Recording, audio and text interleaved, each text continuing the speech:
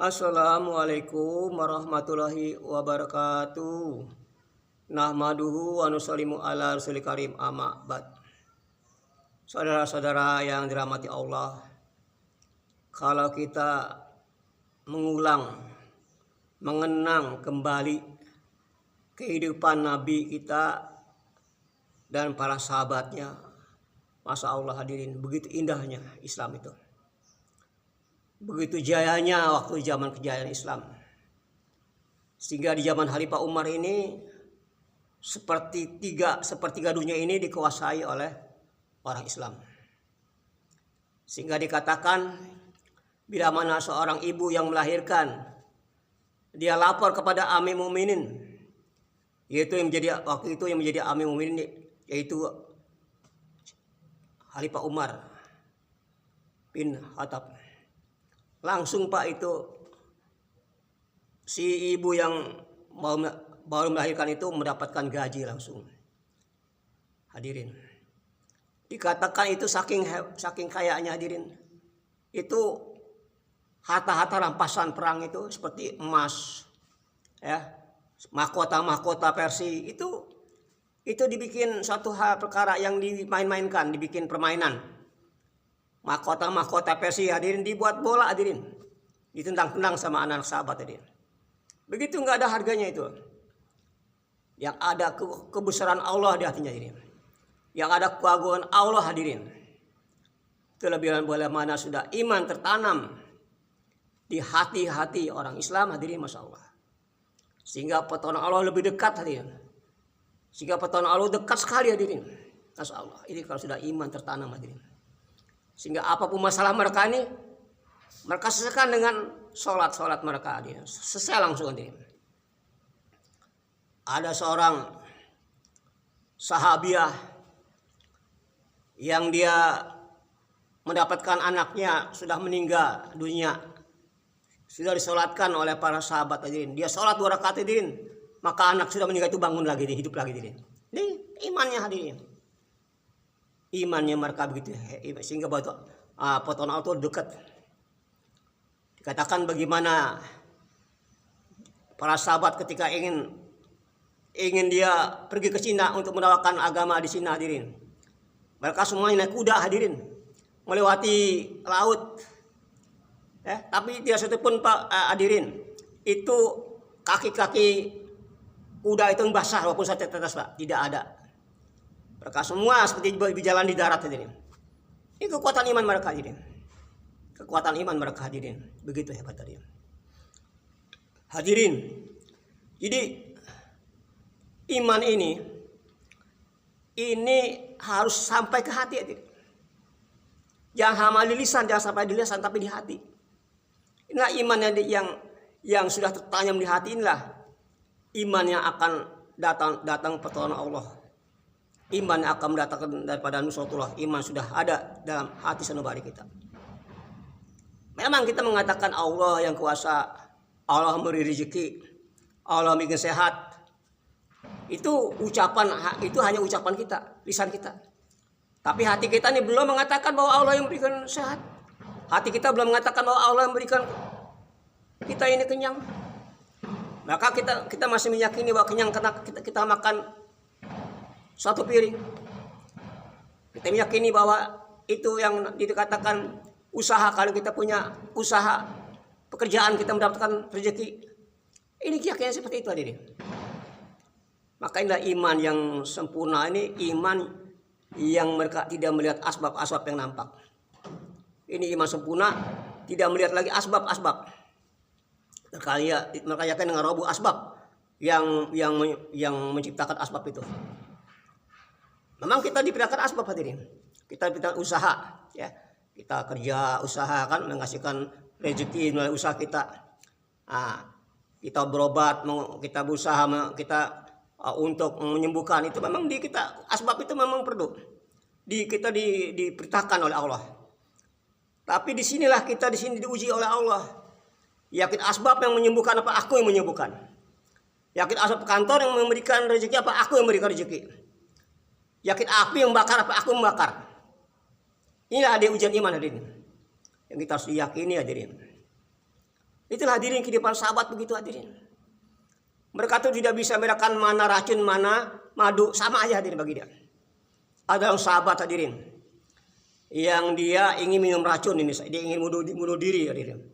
Tapi diambil itu racun itu sama sahabat. Sama anak namanya Khalid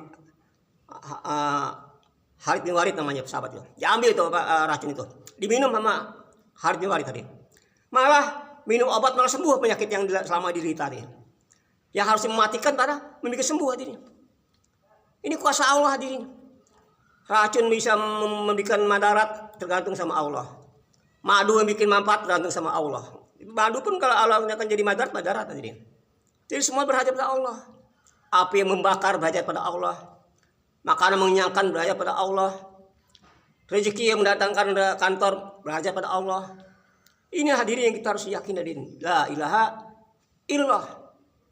Ini dah yakini ya. Ini dah. Ya katakan aku yakin hadirin. Aku yakin begitu hadirin. Enggak yakin hanya Allah saja. Semuanya tidak bisa apa-apa. Mata kita Pak, ini bohong semuanya. Mata kita melihat perkara itu, padahal semuanya dikendalikan sama Allah. Makhluk tidak bisa bikin madarat hadirin. Ya, tidak bisa madarat. Ya. Yang datangkan madarat manfaat hanya Allah Subhanahu wa taala. Inilah keyakinan hadirin yang harus ditanamkan ke hati kita. Hadirin yang dirahmati semata. Begitulah hadirin kehidupan Nabi sahabat hadirin. Mereka begitu imannya kuat hadirin, masya Allah. Sehingga dikatakan, kalau dikatakan apa itu Quran, sahabat nggak menuju Quran itu kitab, tapi amal sahabat itu Quran berjalan hadirin. Akhlaknya Quran, perbuatannya hari-hari Quran hadirin. Ya itulah hadirin yang mereka sudah ada dalam kehidupan mereka. Al-Quran menjadikan kehidupan mereka hadirin. Hadirin yang dirahmati Allah Subhanahu wa taala. Dunia ini hadirin, ini Allah datangkan untuk bagaimana persiapan akhirat. Dunia ini Pak untuk persiapan akhirat. Karena apa-apa yang ada sekarang ini, semuanya akan gaib. Akan hilang hadirin. Rumah, harta, jabatan, istri, semuanya nggak ada hadirin.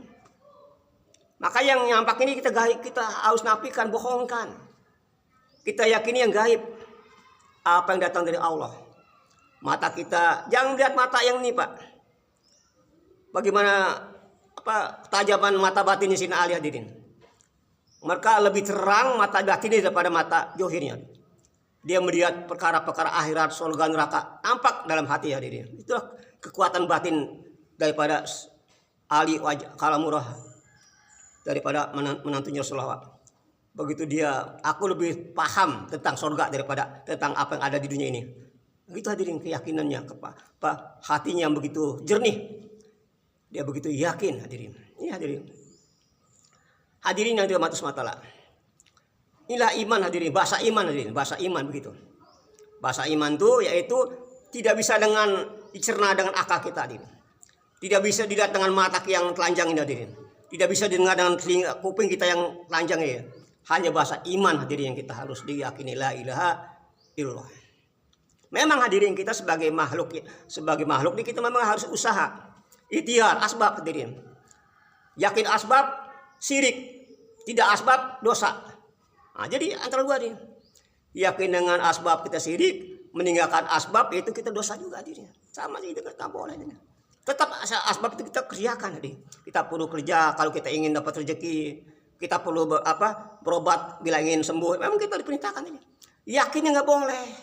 Yakin bahwa itu sembuh dengan obat. Nah, ini yang rusak iman kita hadirin. Memang si Allah yang memberikan sehat, tapi kalau kita kalau nggak saya berobat, dari mana saya bisa sehat? Nah, ini rusak gimana Pak? Memang rezeki dari Allah, tapi kalau saya nggak kantor, bagaimana saya dapat rezeki? Ini rusak iman hadirin. Rusak hadirin imannya, benar. Kan yakin iman itu hadirin yang diyakini, masya Allah. Ya. Maka hadirin, tanamkan hadirin bahwa yang nampak ini dikuasai Allah hadirin. Kita melihat pohon. Pohon itu bisa manfaat madarat tergantung Allah. Ya, bila Allah kehendaki pohon bisa bikin manfaat, bila Allah kehendaki pohon tidak bisa bikin manfaat. Ya. Begitupun juga yang lainnya, ya. Istri kita menjadi kemanfaatan berat tergantung Allah. Kalau kita mencintai Pak satu pada makhluk kita cintai, kita nomor satukan Pak.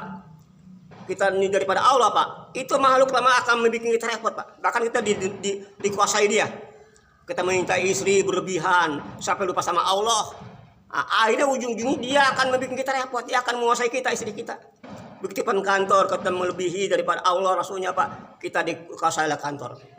Tapi kalau kita hanya Allah yang kita sandarkan, hanya Allah yang menjadikan tujuan hadirin, hanya Allah yang menjadikan maksud, maka semua makhluk akan membuat kita ini nyaman. Akan menjadikan tunduk kepada orang yang beriman pada Allah Pak. Gunung akan dikuasai hanya orang yang beriman Pak. Bagaimana Mu'adz bin Jabal, dia bisa menguasai gunung. Maka diperintahkan sama Sayyidina Umar. Wahai Umar, itu suruh itu lahar masuk ke dalam sarangnya. Maka itu diperintahkan sama Umar, wahai lahar, masuk lagi ke sarangnya. Sehingga lahar itu balik Pak. Balik lagi ke dasarnya lagi, ke gunung lagi. Sampai sekarang nggak ada lagi keluar lahar Pak. Sampai sekarang tuh gunung itu nggak pernah ada keluar lahar. Gempa bumi hadirin. Ketika itu ada gempa bumi.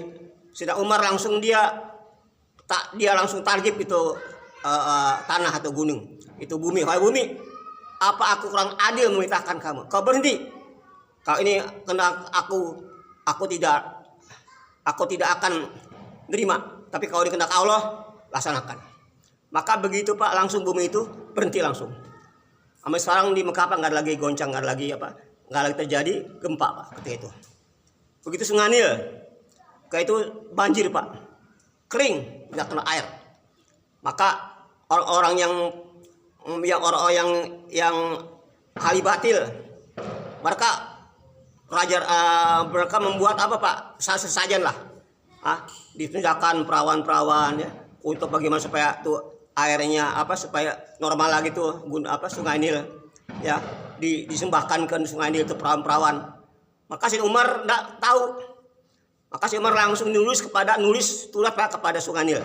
Wah Sungai Nil, berhenti kau dengan kehendakku, dengan kehendak Allah. Aku tidak butuh kamu. Maka Pak langsung begitu begitu itu surat ditulis sama si Umar, ditaruh di Sungai Nil, langsung Pak air itu mengalir lagi Pak, normal lagi air itu, ada lagi air Pak. Ini kuasa Allah. Bisa menguasai sungai, bisa menguasai gunung, bisa apapun Pak.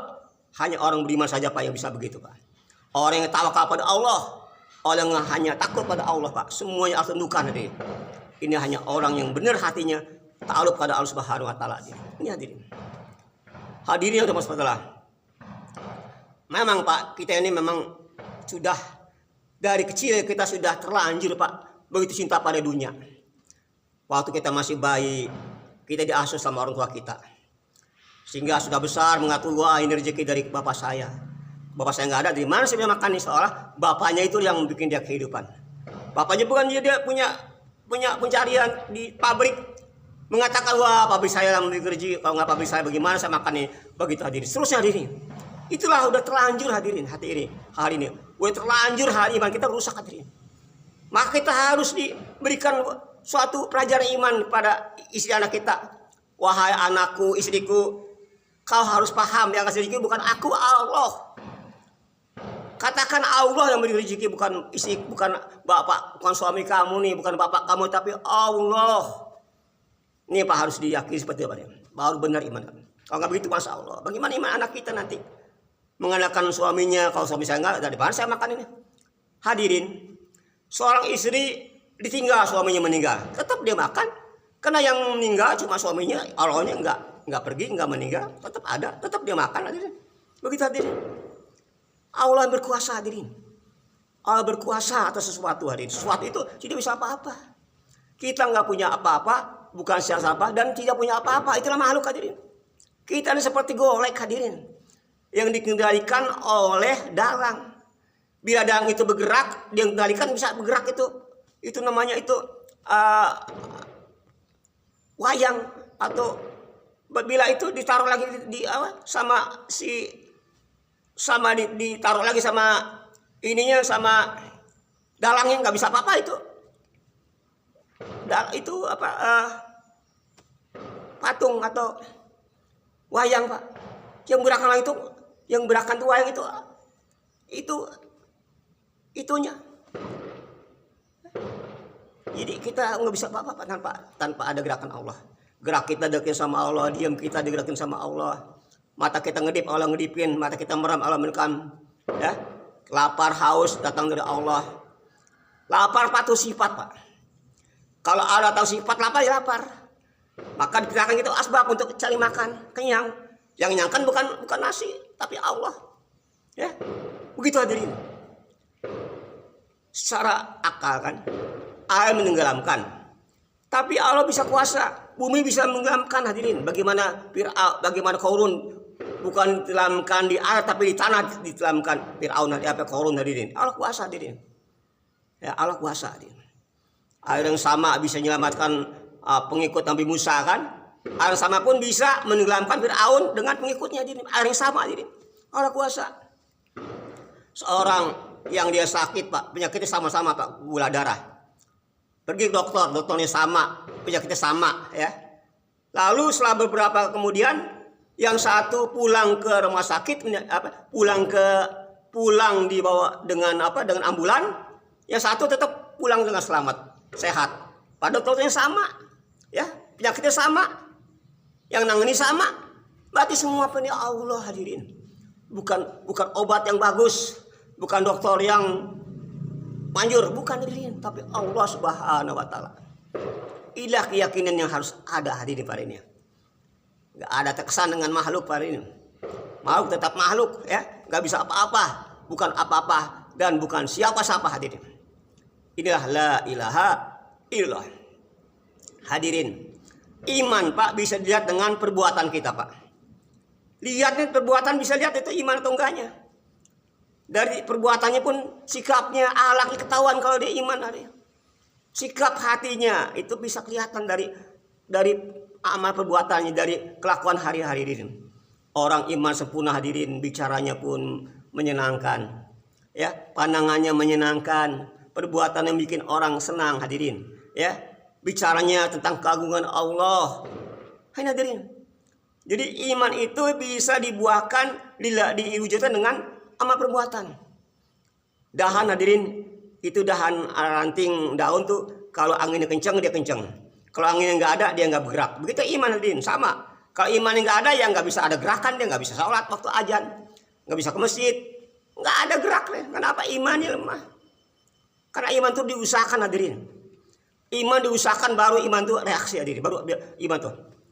Air teh hadirin kan kita taruh nih gula ya. Tapi kalau nggak dikocok-kocok manis nggak hadirin. Gula ya teh tetap nggak ada reaksi, nggak manis hadirin. Tawar tapi bila dikocok-kocok minum Pak. Manis. Begitu iman dikocok-kocok Pak. Kita mendatangi orang untuk bicara iman, bicarakan Allah kepada orang, baru imannya Pak manis hadirin. Ini hadirin, kita gerakan hadirin. Ajak orang taat pada Allah. Ingatan tentang kehidupan akhirat. Ya, bahwa kita ini dunia ini sementara, akhirat kekal selamanya. Ini hadirin. Jadi iman itu diwujudkan dengan perbuatan hadirin. Baru dikatakan iman sempurna hadirin. Hadirin yang dirahmati Allah, Pak, ketika kita ini masih dalam arwah, kita kan sudah mengakui beriman pada Allah nih. Ya enggak? Ketika ditanya sama Allah, alastu birobikum, apakah aku ini Tuhan kamu? Maka semua roh-roh menjawab, bala syahidna, benar ya Allah, engkau Tuhan aku. Engkau memberikan saya makan, engkau memberikan saya minum, engkau memberikan saya rumah, engkau memberikan saya mata, engkau memberikan saya hidung, engkau memberikan saya pikiran. Semua mengaku hadirin. Tapi pengakuan itu ada yang terpaksa, ada yang kena sukarela. Nah, yang pengakuan terpaksa inilah yang menjadi Fir'aun, Qarun, Namrud dan sebagainya Pak. Yang terpaksa dia Pak. Terpaksa mungkin pengakuan itulah yang jadi orang-orang yang jadi orang-orang yang menentang sama Allah. Semua mengaku hadirin di dalam arwah Pak. Karena Allah ciptaan roh itu, Allah ciptaan roh itu satu sekaligus Pak. Tidak rohnya tidak sebagaimana Allah ciptakan jasmani ke rahim, tidak hadirin. Tapi roh itu serentak diciptakan hadirin. Dari Adam sampai zaman sudah serentak roh diciptakan, dibuat sama Allah, ciptakan hadirin. Nah, cuman prosesnya ini melalui kepada ibu siapa kita yang kita ini itu proses tadi. Itu nunggu giliran gitu kan. Itu hadirin. Jadi semua hadirin, kita sudah mengakui kepada Allah tentang kebesaran Allah, tentang kemuliaan Allah. Tapi ketika dunia Allah uji, bener nggak? Konspekkan kamu dengan pengakuan kamu di amroh, diuji lagi Pak. Ternyata berubah imannya, masya Allah, yakin dengan asbab, yakin dengan dunia, yakin dengan usaha kita, masya Allah. Ini hadirin. Maka untuk mengingatkan tentang apa yang diikrarkan oleh kita Pak, maka Allah turun para nabi hadirin, untuk mengingatkan tentang janji kita dalam roh hadirin. Benar nggak kalau sesuaikan dengan janji kita dalam roh dengan sekarang yang kita hadapi di dunia ini? Hadirin, ya kita jangan terlena Pak. Dunia ini memang sungguh indah, menyenangkan, tapi itu semua bohong-bohong hadirin. Semua nggak bisa jadikan ukuran. Kelihatannya dunia itu indah Pak, menyenangkan, tapi itu hanya perkiraan, duga-duga. Kadang enggak hadirin. Kita pengen punya rumah mewah, udah punya rumah mah biasa aja. Kita ingin punya kapal, udah punya kapal biasa aja. Jadi cuman angan-angan aja Pak, hanya ambisi saja hadirin. Padahal itu nafsu hadirin nggak ada batasan nafsu, terus ikutin Pak. Nggak ada batasan, nggak cukup lah nafsu itu kalau diikutin, nggak ada cukupnya hadirin. Kenapa hadirin? Nafsu nih dengan dengan keinginan kita dengan nafsu lebih besar nafsunya. Misalnya kita punya kita nafsu kita nih seperti ini lah Pak, seperti baskom ya, tapi adanya cuma satu butir kecil, jadi nggak sesuai Pak dengan keinginan kita nih. Dunia itu sedikit Pak. Iya setil, dunia hanya satu tetes Pak. Sedangkan air lautan kan seperti samudra. Jadi nggak menampung dengan nafsu kita Pak di dunia ini. Kita ingin sehat atau alokasi sakit. Kan? Kita ingin muda ternyata tua. Kita ingin selalu hidup panjang atau umurnya pendek. Ya, begitu Pak. Nafsu ini memang nggak bisa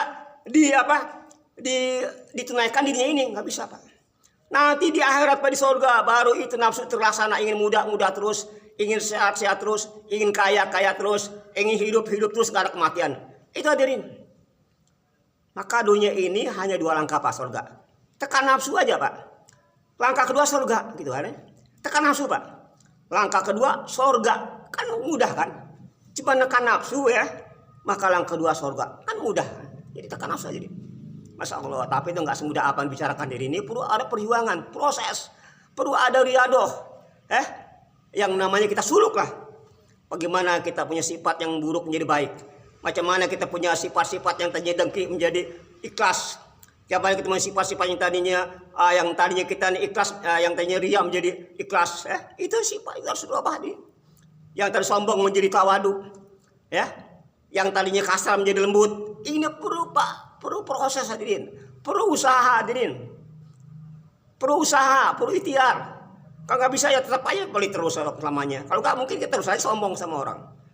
Nah, itu perlu Pak, karena setiap penyakit pasti ada lawannya kan, ada lawannya hadirin. Jadi kita obati lawannya itu dengan balikannya, sombong dengan tawadu, ria dengan ikhlas. Itu kan gampang Pak, gampang sebenarnya Pak. Tapi itu nggak semudah itu yang saya ucapkan. Ini perlu bimbingan. Perlu kita belajar sama orang-orangnya sudah muktisun orangnya, yang sudah sampai kepada Allah, yang sudah sampai kepada Allah Subhanahu Wa Taala. Mudah-mudahan kita diberikan kepahaman oleh Allah. Semoga Allah berikan istiqomahkan kita dalam mentaati Allah dan Sunnah. Subhanahu wa bihamdika, Assalamualaikum warahmatullahi wabarakatuh.